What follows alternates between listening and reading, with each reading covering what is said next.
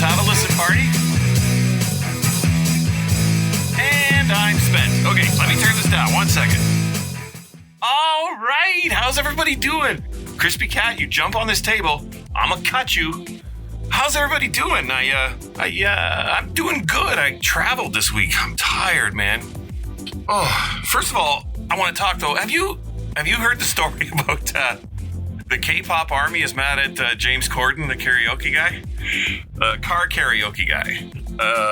Apparently, he said something like, okay, so K-pop is this Korean boy band that put out these infectiously hooky, catchy songs you can't get out of your head. And it's real bubblegummy ice cream stuff. It's fine, whatever. But they were invited to the UN Assembly for some reason for the second time, and were allowed to, I guess, make a music video in the UN, like the chambers or wherever they meet. They were running around the chambers. They made a music video. So K-pop got up and spoke to all the leaders of the world for some fucking reason, and then they played a music video for everyone that they had made where they were sitting, hours earlier. And so James Corden covered it and talked about it. And he had been friends with them previously. They'd been on car karaoke, and they'd been on the show. He made a joke like, it's the first time a bunch of 15-year-old girls dying to be UN Secretary General. I don't remember his name. But yeah, that's the joke he made. And so the K-pop army, one of the largest in the world and most powerful, you remember what they did to Trump the one time? That Trump had a rally. You got to remember this, like a year ago. Trump was having a rally, and the tickets, you could reserve tickets online. So the K-pop army set upon reserving every seat in the house. So Trump thought there were going to be like 1 million people at this rally, and there was like 11,000. They fucked him up pretty good, which was good. But this time, they're going after James Corden, who, by the way, I hear rumors like he's going to be the next Ellen. You know what I mean? Like one of these guys that's like super happy in public, but then he's kind of a grouchy asshole to everybody else. So he'll probably get taken down someday. But I'm on his side this time. So he makes this joke about the 15-year-old girls. K-pop is freaking now. They want to cancel him. They're besieging him with hate mail. And it's like, sometimes this cancel culture shit is deserved, It's not shit. It's actually good a lot of times, Did you want Harvey Weinstein doing that to actresses?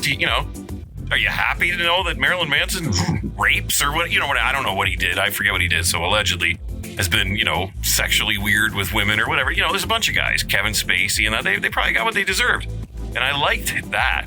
But when you get into like, you can't make a joke, and it's clearly just a joke to make people giggle. There's no bad intention whatsoever. And this K-pop army is going to murder James Corden for it. And that's, okay, finally I see it. You're going too far. Knock it off. It's a joke. You don't get to cancel or hurt or ruin professionally someone who makes a joke. If you don't like it, just move on. I've always said that to people. Like, so I can make jokes about this, and this, but because you feel this way about this one subject, I can't make a joke about that. Well, how about you shut the fuck up? And how about you just wait for the next joke? I don't have to cater to every listener. I don't know. Whatever. Anyway, James Corden is going to be drawn and quartered by the K-pop army from Korea. And it might be funny. So I traveled this week, y'all. Ooh. Oh my God. Sorry for saying y'all. I've been watching that Christina Randall on YouTube. Do you watch that? She's like this girl that went to jail and now does true crime stories. She's all right, but she's got this beginning of her podcast, and I'll never do this to you. The beginning of her podcast, she's like, "Good morning, my babies, my honeys," and she's doing all these like hand gestures while she's doing it. She makes praying hands and don't show hate in the comment section. And then she goes on to, you already know, y'all are my babies, and she does these like this dancing that's pretty close to some cultural appropriation. And I don't know, it's really annoying, but Babu hates it. Babu hates this chick. I don't mind it. I mean, I find the beginning annoying, but lovably annoying. You know what I mean? Like Dwight from The Office. Anyway, so I went traveling this week. I finally got to go to a boxing show. I haven't been since March of 2020. And so 2 weeks ago, my boss says to me, we need you on this trip. So I look up, what it has to do. Of course, I didn't look very well, but I looked up what you need to do. And the first thing I had to do was go get a test at a lab in Windsor, here where I live. I had to go to a lab and get a COVID test. $225 to run a Q-tip around the edge of my nose. Didn't even put it in my brain or anything. Just ran it around my nostril. $225. And within 2 hours, I had a negative result. So that was good. I thought, this is going to be so easy. So, what was it? Wednesday morning, the truck is broken and Babu's in school and work right now. She's working full time and going to school full time. So the car's always gone and the truck was broken. So I had no ride to Toronto. So I had to take what's called a Robert Q. And that's like a shuttle bus, that they drive to airports. I think they stop in Detroit usually, and then Windsor, London, Ontario, and then Toronto, Ontario. And it's a good way to go if you don't have a ride. But it's like another $140, I think. It was $125 to $140, I think. I got up at 7. No, I was supposed to get up at 6. Babu was supposed to wake me up at 6, and she claims she did, but I have no recollection of it. So no, you didn't. But whatever, it's not Babu's job to get me up. But anyway, I was running late, so I didn't arrive at the Robert Q until it was. I had to go to a Holiday Inn on the other side of the city, and I got there at 7:28. The bus leaves at 7:30, and the driver guy was not happy with me. He was calling me as I was walking up to the bus. I wonder what he was going to say. Anyway, I said, sorry, I'm late. And he goes, yeah, well, I was going to leave in a couple minutes. And he's real bitchy at me. And I thought, dude, I didn't do this on purpose. Relax. So I was all indignant. So then I get on the truck or the shuttle bus and I got no mask. I forgot to bring a mask. So I had to go back to this guy who already hates me and say, do you have a mask? So then he's grumbling and he opens up this cooler, and he's fishing around this cooler and he finally hands me a mask. And it was a great mask, by the way. It fit my giant face, so I ended up wearing it the whole trip. That became my mask. I still have the thing. Anyway, so I put the mask on. We go for this fucking endless ride where we stop in all these towns. It was long and tiring, and of course I can't sleep. I'm too big because my knees hit the seat in front of me and my head. I can't use a headrest because it's way too low. Does me no good. So I'm just sitting there awake watching this rainy, dark Highway 401 go by. We finally get to London, Ontario, and at London, Ontario, there's a hub for all these shuttle buses. I didn't know that Robert Q was such a big company. But there's a Robert Q station in London where you stop and we switch drivers. I get to the Robert Q station and I buy a bottle of water out of the machine and I'm sitting there and I'm listening to my headphones and all of a sudden the music starts getting jumping out and stuff, cutting off. So I'm looking around for my phone, wondering what the hell's going on, and I forgot my phone in the guy who hates me's van. And he's trying to leave work and go home. So I go running out of the terminal. Wait! And I flag this guy down. And he's like, what? And I'm like, I forgot my phone. You should have seen his face. Oh my God, this poor guy. So I get back on the van and I'm fishing around. I find my phone. And he didn't even say goodbye or anything or, glad you found. He just closed the door and drove off. So he hated me. That was me being an annoying traveler. Okay? And I hate annoying travelers. So this story's going to come full circle. So life got me back for being so rude to this poor man, but that's how I got to London. Then we jumped in with another driver and he had this a car wash curtain, a plastic curtain outside of a car wash, thick. He was behind that in the driver's seat of the truck and we were all in the shuttle part. But he's talking and you can barely hear him, but he's addressing you and telling stories and jokes. And I'm trying to figure out when to laugh by watching his face because no one can hear him and he doesn't realize it. So he's doing this whole stand-up routine and we're all just looking at each other oh, was that the punchline? We had no idea what he was saying. Finally get to Toronto. I get in the airport and they drop me at the wrong airline. I was the only person taking United.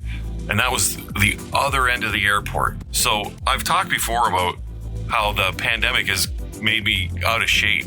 I'm not in the shape I was. So I have to carry my heavy bags all the way across this freaking airport, Toronto airport. Finally get to United.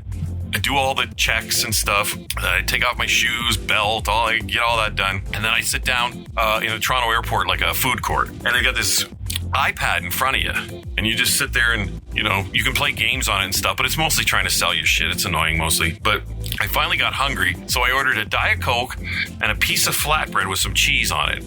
And that was $40. And I was mad. But then I ate the flatbread, and it's one of the best things I've ever eaten. I forget the name of the place, but it's on my credit card bill, that's for sure. But yeah, I had a great piece of flatbread with cheese. And I'm going to try and find that recipe. But that was, that was good. But I was, from running across the airport, I was already drenched in sweat. And if you can imagine how the size of me, and then you get stuck sitting in those tiny little airplane seats next to me, and I'm sweating. Oh my God.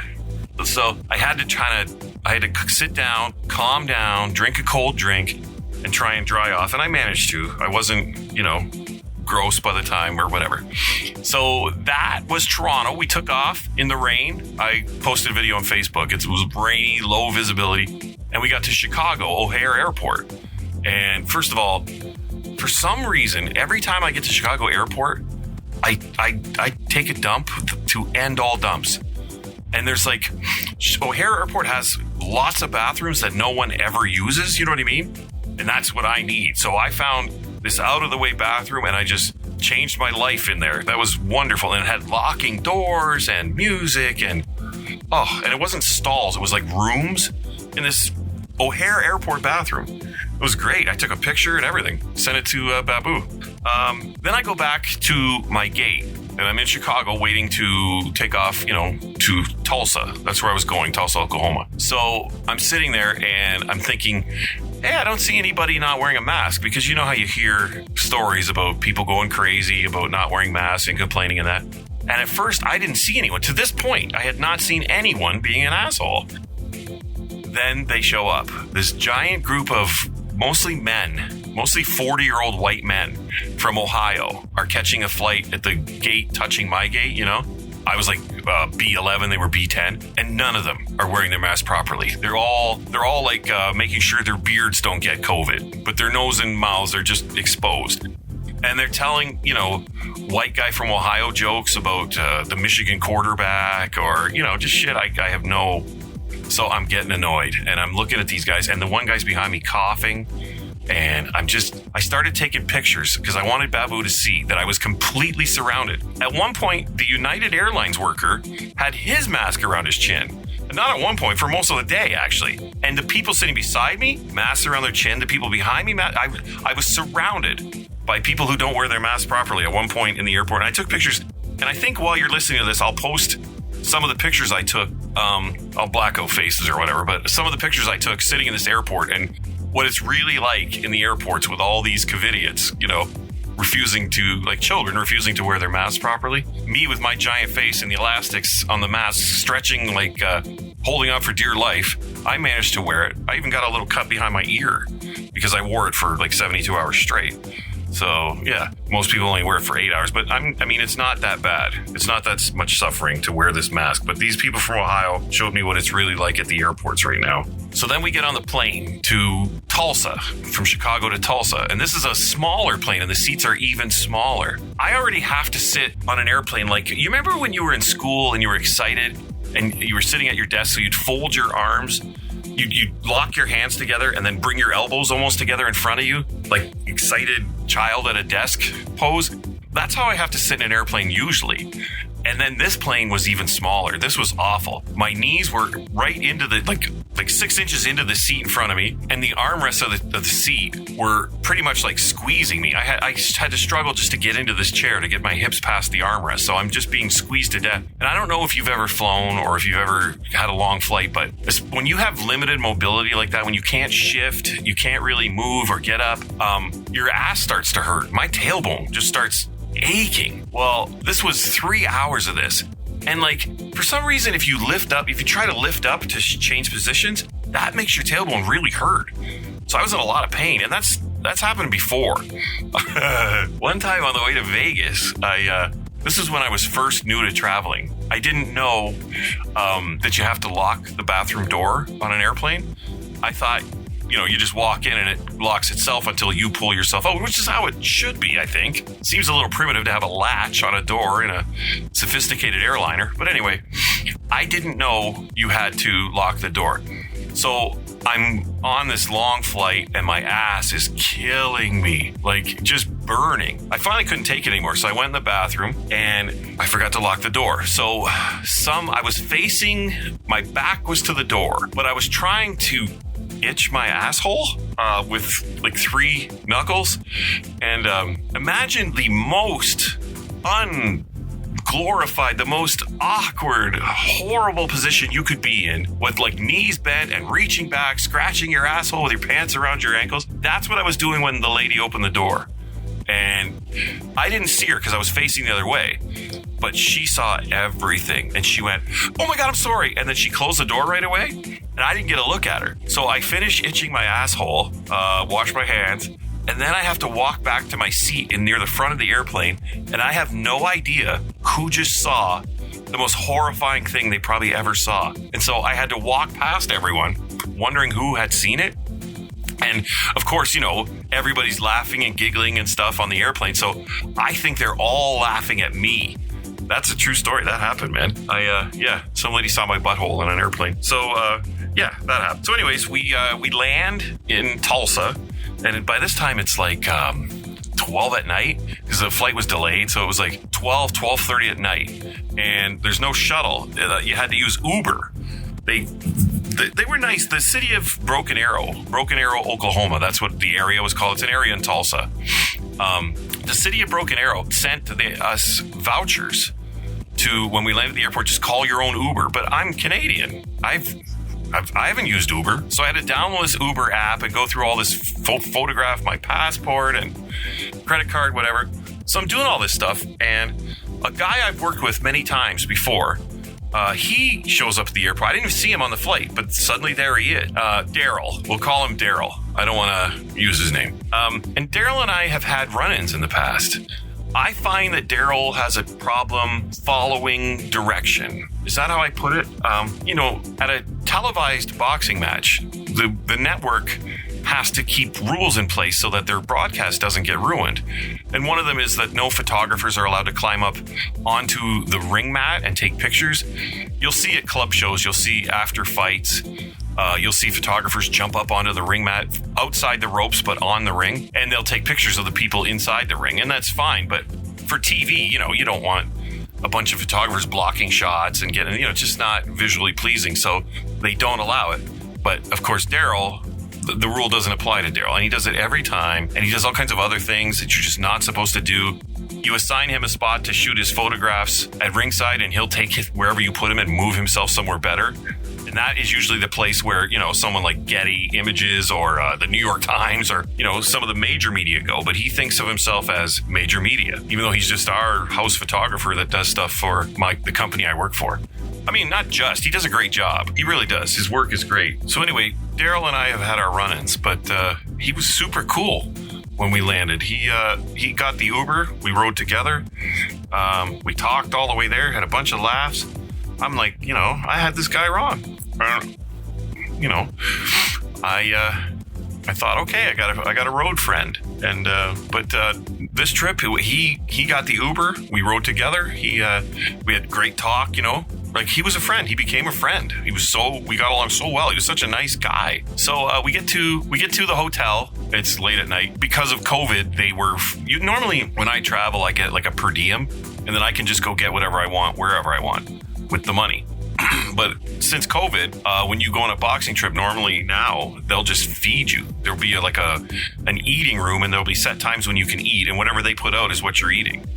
But at this point, they had taken it all down, so there was no food. So I went back to the room, and I'm starving, but I'm thinking maybe I can, since I'm trying to lose weight, I'm thinking if I can get to sleep, as hungry as I am, if I can get to sleep, I've got a very low calorie day here on my hand, because I'd only eaten that piece of bread with cheese on it. So I'm drifting off, and all of a sudden my phone rings, and it's this guy, Daryl. And he says, "Hey, I went to Taco Bell, and I'm thinking you might be hungry, so you want some? I got way too much stuff." So I'm like, oh my God, thank you. I met him in the hallway. He gave me like 3 different things. It was like great. It was so great that I texted my boss and I said, I've complained about Daryl before, but he's the fucking shit. I love Daryl. I'm sitting there eating my Taco Bell at night, tired, but he did that for me, and Daryl and I were cool. The next day is the weigh-in. I wake up, Oklahoma. What are my observations about people in Oklahoma? What do you call a guy wearing a COVID mask in Oklahoma? Tourist. A fucking tourist. Because what pandemic is Oklahoma's? That should be the state motto. What pandemic? Because there was just nobody wearing a mask and giant groups of people. Not concerned at all. They are, I can't speak for everyone or whatever, but the people I encountered were very friendly, very nice, willing to help. This is the site of a race massacre, one of the worst racial massacres in history in North America. And so I'm thinking that there's going to be a lot of hate or whatever, a lot of whatever. I was expecting something different, but Tulsa, Oklahoma, Broken Arrow, Oklahoma is nothing but nice people, wonderfully nice people. So we do the weigh-in the day after I landed. We wake up, we do the weigh-in, and that's that one's always a little weird for me.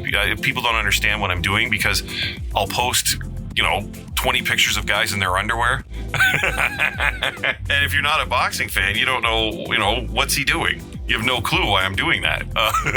What it is the guys, all the fighters have to weigh in and they have to make the weight on the contract, or else you lose, a money part of your purse. You have to give your opponent part of your purse if you miss the weight, or they'll cancel to fight.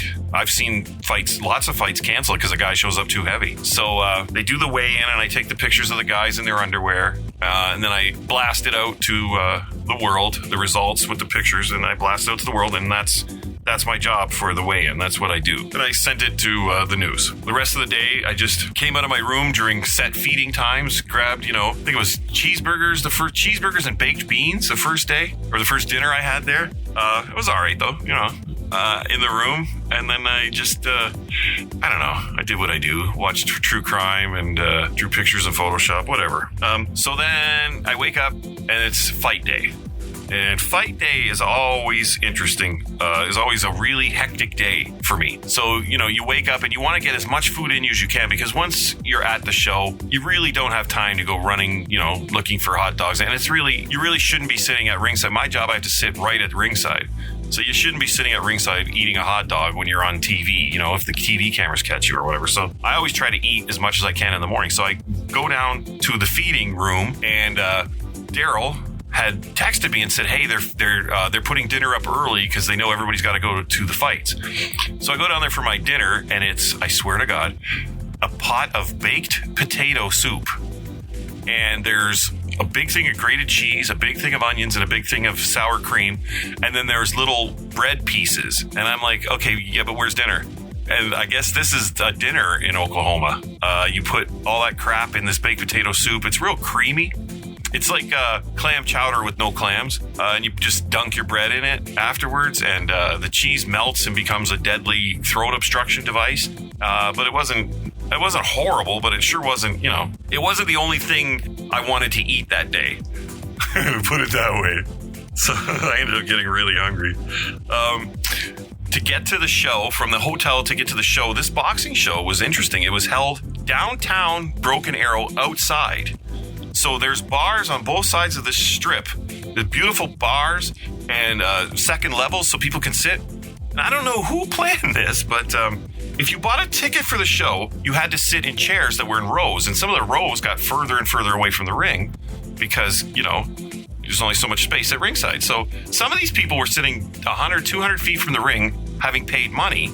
And the people in the bars, right at ring, like along ringside, because it was in the middle of the street, so both sides of the street had bars. People sitting in bars had the best seats in the house for free. And so they just sat there and drank and watched the show and didn't have to pay a dime. My ride from the hotel to the fights was a school bus. And I don't know the last time you rode in a school bus, what you remember, but I remember them being a spacious ride. I remember, sitting in the bus and being totally comfortable, able to move. School buses are smaller than airplanes. I couldn't even get in that seat. I had to sit sideways. I can't even sit on a school bus now. But the lady driver was really nice, and I tipped her $2. So I get to the fight, and Oklahoma people are so happy. They don't believe in the pandemic, but they certainly know how to have fun. There was a DJ playing songs before the fights and between rounds, and after the fights was DJ. They had this enormous sound system that was just booming the whole city, and they put on some song, wobble wobble wobble wobble or whatever, and everybody was dancing. It was infectious. It was so fun, and it was warm out. It was a nice day. It became a nice night. No skeeters, and just a bunch of people dancing and having fun. And there's one I want to shout out. There's one person at the show I do want to shout out. This was a Showbox, The New Generation on Showtime. You could probably YouTube this. It happened Friday, September 24th, and the main event was Jericho O'Quinn, our fighter, against a kid named Saul Sanchez. But there were two ring girls, but the one had this, it was a blonde wig, and it was dreadlocks, I believe, but no, it was beads. It was like, Bo Derek. Well, that's a really old reference, but like vacation beads. But it was like down to her butt. This white blonde bead wig. I think it was a wig. Of long beads, white blonde, and on the top of her head, she had twisted it into looked like a horn or something on her on the top of her head, and it looked odd. It didn't look good. But she was in a ring girl outfit, but with this giant hair helmet, and I'm pretty sure Showtime told her, no, you are not going to be a ring girl tonight. So there was only one ring girl, and the other one had to sit there all night at ringside with a ring girl outfit on, but not allowed to get in the ring. Showtime probably said, that hair sucks. You're not getting anywhere near our broadcast. So hair helmet was out of the picture. The other girl, though, was such a delight. She has so much joy, and she's just dancing like nobody's watching for the whole show. She did between every round of every fight and put on these put on this display of joyous dancing. You really need to see it. The main event was Jericho O'Quinn against Saul Sanchez. It was on Showbox, The New Generation from Broken Arrow, Oklahoma. It was on Showtime. And if you get a chance, just pull up that fight, or actually that fight ends quickly. Pull up Alejandro Guerrero versus Otar Hoven, whatever, Pork Chop versus Otar. If you get a chance, and just watch this young girl with a big poof of curly brown, blonde hair, dancing her ass off. I just think Showtime should just bring her with them, because she was faced with a challenge, and she met it, boy. She killed it. She was great. As far as the fights are themselves, this doesn't happen often, but both the fighters on televised fights that fight for the company I work for lost. Pork Chop lost a decision, and Jericho got stopped. Oh, my heart broke for Jericho. They made a documentary about him before the fight. Actually, Daryl made it. Daryl's a very good filmmaker. Daryl made a documentary about Jericho before the fight, about his upbringing, and it was awful. The kid is from a horrible beginning, and he's fought his way all the way to main event of Showtime, and then he gets stopped. Man, he got caught. He couldn't recover, got dropped a couple more times, and then they stopped it, and he lost. That was his first loss. And Pork Chop had a great fight with Otar, but the Otar kid was just a little too fast. I think just threw more, just landed more big noticeable shots. But it was a great action fight. I wish I remembered Otar's last name, but it's Alejandro Pork Chop Guerrero versus Otar. If you Google it, it's a great fight, and you'll see everything I'm talking about. So I get home from the fights. I took an Uber, my Uber driver was playing. He does a different decade musically every night he works. So I hit the 70s. So I had Casey and the Sunshine Band, and he told me he was shocked to see what the Bee Gees look like. I think we all do that at one point in our lives. That was nice. But then I get back to my room, and I'm thinking, okay, my flight's at 2, so I don't have to rush. I can just, live the life of Riley with absolutely nothing to do, because all my bosses are in the air, flying home, so they're not going to give me anything to do. And I happened to check again the regulations for a Canadian returning to Canada. See, I thought I had to get a test to go into the States. I didn't realize you have to have a test to come home. Like, so I was panicking because, I have no car. I'm in Tulsa, Oklahoma, in the middle of nowhere with no car, no idea what to do. So scrambling, sending messages. What do I do? And I finally discovered that first I had an appointment booked at a lab in Tulsa for they wanted $250. That was $250 US too. So I finally found a place in the airport, in Tulsa Airport, that does it for $150. So 8 o'clock in the morning, the only appointment they had was 9. I was literally one more person away from shit out of luck. They got me in at 9. I went in, they ran the Q-tip around my nostril. Nice guys, nice people. There was a guy and a girl. The owner of the lab was this long-haired, great big dude, reminded me of me. And then he had this little assistant lady, and she was doing most of the work. But he was pretty funny. So then I get done my test, and I stand up to leave, and I can't find my mask. They made me take my mask off to, do the test. But I'm thinking I had a mask, and it was here. Where is it? So I asked the 2 lab people, did you take my mask? And they're like, it's on your chin. I forgot I'd pulled it down. So I said, oh my God, I'm so glad I don't know you people, and just left. So that was that. But then my flight doesn't leave until it was 2:55. And now it's 9:01, in Tulsa Airport. And I've got to stay there I've got 5 hours ahead of me to kill. So I went to a place called Fat Guys and had a burger, and it was amazing. The fries, the service, it was wonderful. I was very happy about Fat Guys in the Tulsa Airport. The time went fairly quick. I charged everything I own. I pulled everything out of my laptop bag, and someone told me one time a good publicist has one of everything. So I bring any kind of cord, any kind of charger. I bring everything anyone could possibly need. In the last 20 years, anyone who's ever needed, I have one. Bottle opener, everything. I've got one. So I pulled all the shit out of my laptop bag and I categorized it. I wrapped up cords. I neatened it up. It's the neatest laptop bag in the world right now. And the time went fairly quickly. So then I get on the flight. The first flight was to Denver. And the lady sat beside, I got a window seat. The lady sat beside me. She was little and she was really nice. So we talked a lot and she said good luck at the end. And that was a very nice flight. I get to Denver Airport and I'm only there a very short time and I jump on my flight home. But because it was delayed, Babu was coming to Toronto to come get me. She was driving to Toronto with the kids and getting a hotel room. We were going to stay overnight and then drive back from Toronto, about a 4-hour drive the next morning, which is what we did, by the way. So I get on the flight and I know Babu's waiting for me on the other side, but I sit down and in front of me, a lady starts screaming into her speakerphone. Have you ever been at the airport and someone sitting beside you is doing it? It's the most annoying thing in the world.